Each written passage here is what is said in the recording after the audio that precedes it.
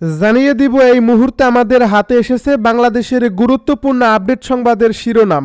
শুরুতেই থাকছে যে কোনো মূল্যে নির্বাচন হতে হবে, এমন পরিস্থিতি তৈরি করতে হবে বলছে তারেক রহমান। এবারে জানিয়ে দিব বিএনপি নেতা মোয়াজ্জেম হোসেন আলালের মন্তব্য। বিএনপি উদার বলেই ৭১-এর পরাজিত শক্তি রাজনীতির সুযোগ পেয়েছে। এদিকে সংখ্যালঘুদের আতঙ্কিত করার ষড়যন্ত্র করছে আওয়ামী লীগ বলছে হেফাজত। আরও জানাবো ঢাকার অভিযোগ প্রত্যাখ্যান করে ভারতের বিবৃতি। সব শেষে জানিয়ে দিব হাদিকে হত্যা চেষ্টা, মোটরসাইকেল মালিকের ৭ দিনের রিমান্ড আবেদন। এতক্ষণ শুনছিলেন হাতে থাকা আপডেট সংবাদের শিরোনাম, এবারে বিস্তারিত।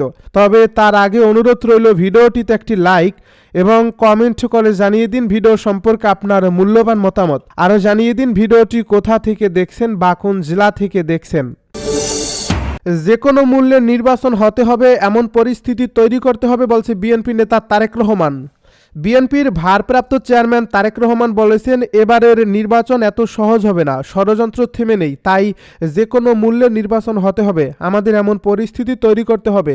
শনিবার বিকেলে বিএনপির দেশ গড়ার পরিকল্পনা শীর্ষক কর্মশালায় সারা দেশ থেকে আসা মাঠ পর্যায়ের নেতাদের উদ্দেশ্যে এ কথা বলেন দলের ভারপ্রাপ্ত চেয়ারম্যান তারেক রহমান। রাজধানীর ফার্মগেটে কৃষিবিদ ইনস্টিটিউশন মিলনায়তনে বিএনপির উদ্যোগ দেশ গড়ার পরিকল্পনা শীর্ষক সপ্তাহব্যাপী কর্মশালার আজ ছিল সমাপনী অনুষ্ঠান। এতে সারা দেশ থেকে জাতীয়তাবাদী ছাত্রদলের নেতারা অংশ নেন। তারেক রহমান বলেন, যে কথাটা আমি আগে বলেছিলাম, নির্বাচন অত সহজ হবে না, ষড়যন্ত্র কিন্তু থেমে নেই।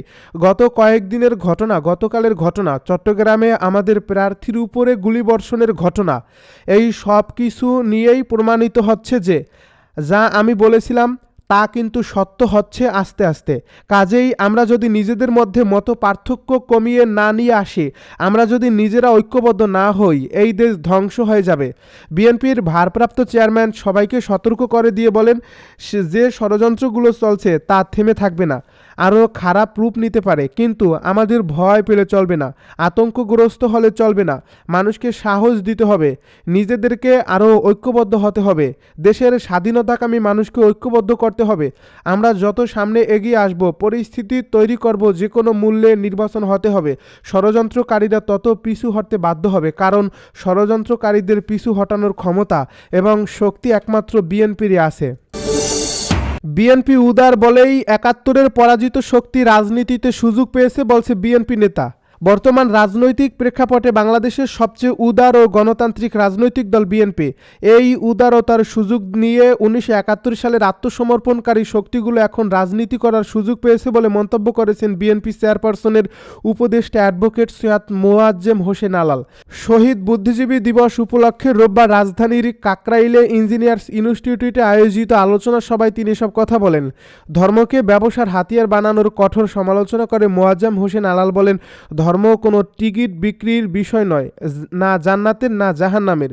ধর্ম হলো হৃদয়ের বিষয় এবং জীবনাচরণের অংশ।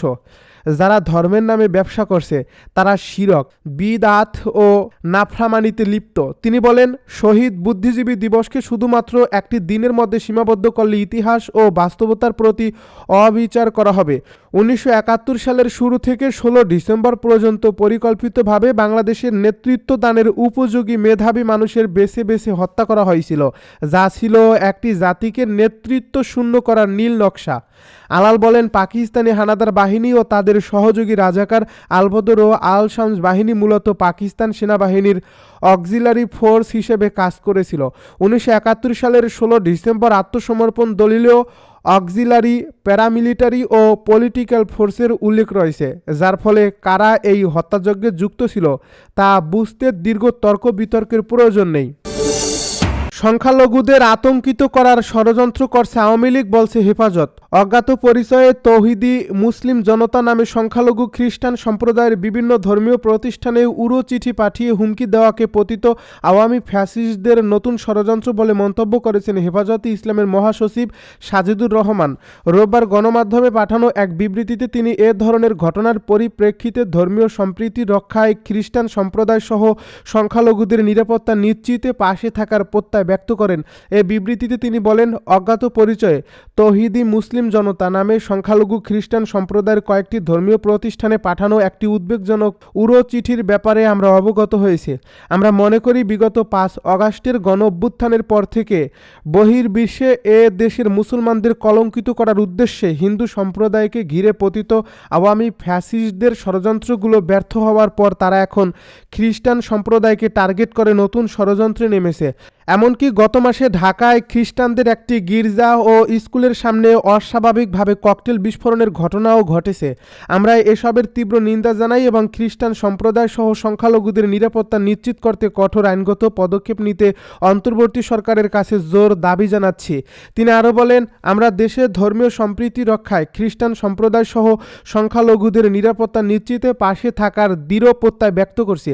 গত বছরের 5 অগাস্টের পর এ দেশের মুসলমানরা সংখ্যালঘু সম্প্রদায়ের উপাসনালয় ও বাড়িঘর পাহারা দিয়ে যে সাম্প্রদায়িক সম্প্রীতির নজির তৈরি করছে সেটি নষ্ট হতে দেওয়া যাবে না।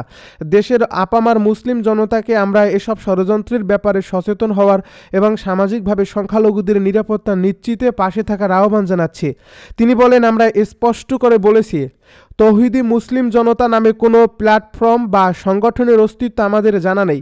পতিত আওয়ামী ফ্যাসিস্টরা অতীতের মতো হীন রাজনৈতিক স্বার্থে আবারও কথিত জঙ্গিবাদ ও উগ্রবাদের জিগির তোলার পায়তারা করছে বলে আমাদের প্রবল ধারণা। ঢাকার অভিযোগ প্রত্যাখ্যান করে ভারতের বিবৃতি। ক্ষমতাচ্যুত প্রধানমন্ত্রী শেখ হাসিনা ভারতে অবস্থান করে বাংলাদেশের সন্ত্রাসী কর্মকাণ্ডে উস্কানির সুযোগ দেওয়া এবং আগামী জাতীয় সংসদ নির্বাচন বানচালের প্রচেষ্টার অভিযোগে ঢাকায় নিযুক্ত ভারতীয় হাইকমিশনার প্রণয় বার্মাকে তলব করছে বাংলাদেশের পররাষ্ট্র মন্ত্রণালয়। এ সময় বাংলাদেশ সরকার এসব বিষয়ে ভারতের সরকারের প্রতি গভীর উদ্বেগের কথাও তুলে ধরে।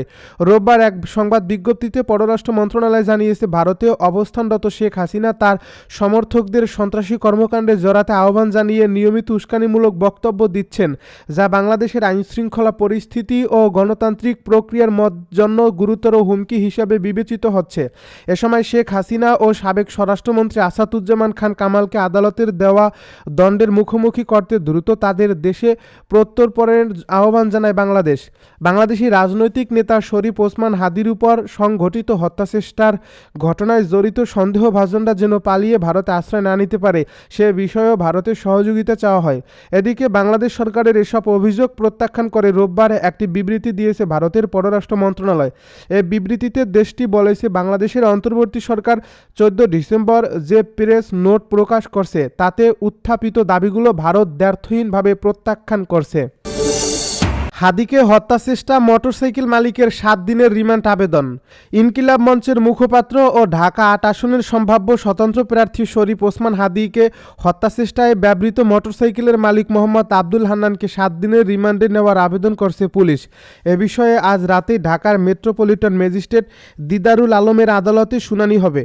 এর আগে ফৌজদারি কার্যবিধির 54 ধারায় গ্রেপ্তার দেখিয়ে আসামিকে আদালতে হাজির করা হয়। পল্টন থানার উপপরিদর্শক শামীম হাসান প্রথমে তাকে কারাগারে আটক রাখার আবেদন করেন। পরে আরেক আবেদনে 4টি কারণ উল্লেখ করে 7 দিনের রিমান্ড চাওয়া হয়। রিমান্ড আবেদনে বলা হয়েছে, ঘটনার সঙ্গে জড়িত আসামিদের ব্যবহৃত আগ্নেয়াস্ত্র ও মোটরসাইকেল উদ্ধার, অজ্ঞাতনামা পলাতক ও আসামিদের নাম ঠিকানা ও অবস্থান শনাক্ত করে গ্রেপ্তার, ঘটনার মূল রহস্য উদ্ঘাটন এবং অর্থ ও তথ্যের প্রবাহ নির্ণয়ের জন্য রিমান্ড জিজ্ঞাসাবাদ প্রয়োজন। এছাড়া অবৈধ অস্ত্র সংগ্রহের উৎস জানার কথাও আবেদনে উল্লেখ করা হয়। আবেদনে আরও বলা হয়, আসামি মোহাম্মদ আব্দুল হান্নানকে র্যাব 2 আটক করে পল্টন মডেল থানায় সোপর্দ করে। মামলার তথ্যমতে গত 12 ডিসেম্বর দুপুর 2টা 24 পল্টন মডেল থানাধীন বক্স কালভার্ট এলাকায় শরীফ ওসমান হাদি গুলিবিদ্ধ হয়ে গুরুতর আহত হন। তিনি বর্তমানে এভার কেয়ার হাসপাতালে মুমূর্ষু অবস্থায় চিকিৎসাধীন। এই ঘটনার পর আশপাশের সিসিটিভি ভিডিও ফুটেজ পর্যালোচনায় দেখা যায়, শরীফ ওসমান হাদি ব্যাটারি চালিত অটোরিকশায় চলার সময় অজ্ঞাতনামা 2 সন্ত্রাসী মোটরসাইকেলে এসে তাকে লক্ষ্য করে আগ্নেয়াস্ত্র দিয়ে গুলি করে পালিয়ে যায়। সিসিটিভি ফুটেজের সূত্র ধরে র্যাব 2 জানতে পারে, এই হামলায় ব্যবহৃত মোটরসাইকেলের রেজিস্ট্রেশন নম্বর ঢাকা মেট্রো ল 546375। পরে বিআরটিএ থেকে মালিকানা যাচাই করে মোটরসাইকেলটির মালিক হিসেবে মোহাম্মদ আব্দুল হান্নানকে শনাক্ত করা হয়।